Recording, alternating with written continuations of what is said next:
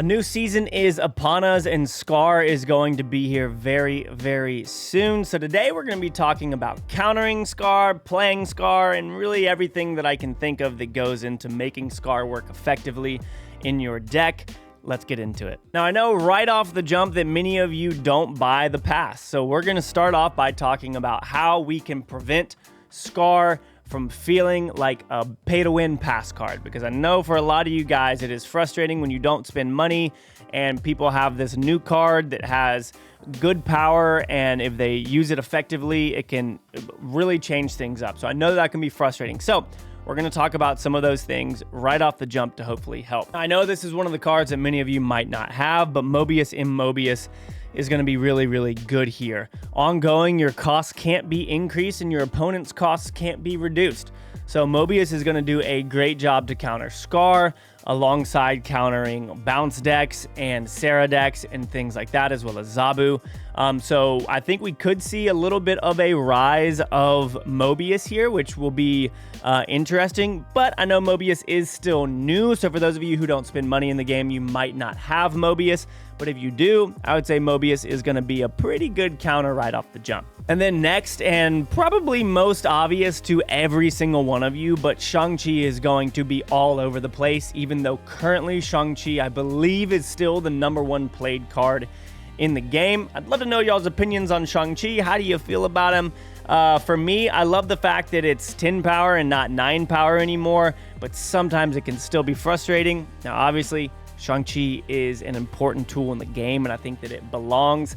I don't think there's anything wrong with him, even though he frustrates the crap out of me sometimes. So, bring Shang-Chi right now. Now, here's the thing about Shang-Chi. The way that Shang-Chi is going to counter this is not by destroying SKAAR, but by destroying the 4-cost and 5-cost 10 or higher power cards that your opponent is going to be playing in order to get SKAAR on the board. So say they're playing Typhoid Mary or they're playing Darkhawk or things like that. You've got your Shang-Chi to take that out, not only removing that power from your opponent, but also making that SKAAR cost more because they have just lost one of their 10 power cards on the board. So obviously, Shang-Chi going to be very, very important. Now, next we've got Shadow King, which is an interesting one. I'd say Shadow King is going to be more of a tech card when it comes to countering this, because you would have to play it on turn 5 in order for it to be effective. So if somebody plays Gamora on turn 5,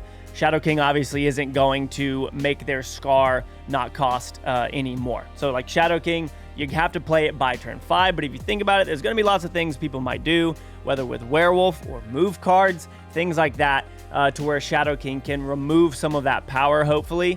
And so Shadow King is definitely an option for you guys as well to think about.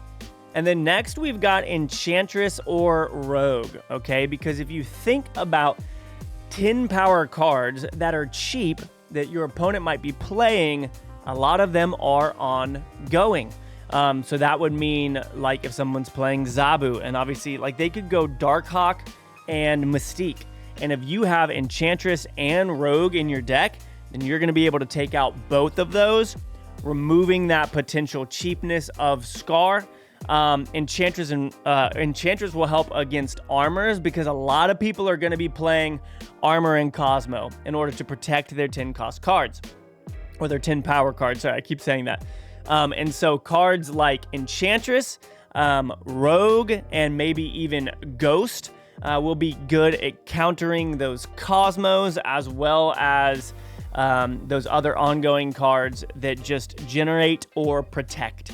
So having Enchantress, Rogue, things like that are going to be really, really important.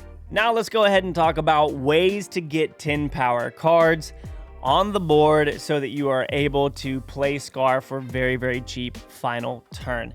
We're just going to kind of list through some of these, and then we'll talk through the process of making them happen and all of that kind of stuff. So obviously right off the rip, we've got Sentry, which is going to be really, really good, especially with the junk decks that have been going around. We've got Typhoid Mary, as well as Atuma, both of which will work really, really well with Zero.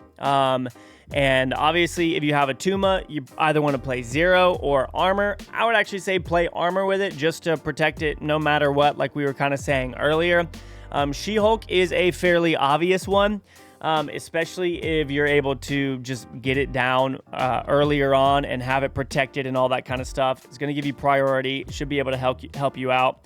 You've got Red Skull in here. And here's the thing. You want to have your 10 power cards down on the board by turn 5, because turn 6 is when typically you would want to play SKAAR, hopefully. So Red Skull, Gamora on turn 5, obviously a big one there. Devil Dinosaur, as well as Darkhawk and Mystique. Same with Ronin. So that little ongoing package right there is one of the ones that I was talking about earlier, that you're gonna have to be careful and you're gonna have to protect against Enchantress and Rogue. But Devil Dinosaur, Darkhawk, and Mystique, especially if you have that Zabu down, you're gonna be able to do some good things. And if you play Darkhawk on turn 3 and Mystique on turn 4, and both of them are 10 power, you probably will want to just put SKAAR down next turn, so that you don't have to worry about the Enchantress or the Rogue stealing that, and you can get it down and you'll be in a good spot. And then we also have Taskmaster as well, which is an option to give you some power on the board on turn 5. Obviously, you could use things like Ravonna to make some of that stuff cheaper, but that's a different deck entirely where you would build fully for that.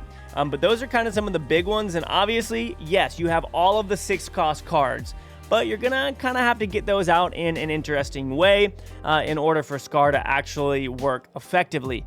Some of those are going to be with Jubilee, obviously playing that down, pulling it out, and then you guys know how much I have been loving the Black Knight Dark discard decks. So Black Knight and Ghost Rider, all that fits kind of inside that Zabu package as well. So you can go Jubilee and Ghost Rider both in there. And you can pull any of those 6 drops potentially with Jubilee. Ghost Rider, you'd be able to know. Black Knight, obviously getting the Blade would allow you then on turn 4 or on turn 3, if you've got Zabu, to play that big power down. And it's safe, so you don't have to worry about the Blade getting destroyed. If I'm honest, that's probably the route that I'm going to go at first, because I've really been loving Black Knight. So discard is probably the way that I'm going to go. You also have Lockjaw to pull some of this stuff out, but that is a little bit confining because you're going to be stuck there. You're not really going to have armors to protect or anything like that, but Lockjaw is another way to get some of those big power things out. Obviously, you can use cards like Psylocke, etc., to pull some of these out earlier on. I think one of the routes that I'm going to go, though, that's going to be very interesting is using Hulkbuster. So if you think about it, you could play Silk, Lizard, or Maximus. Those are probably the safest options. I know you have Titania and things like that, but Silk, Lizard, Maximus on turn 2, and then Hulkbuster on turn 3, getting all of those up to that 10 power.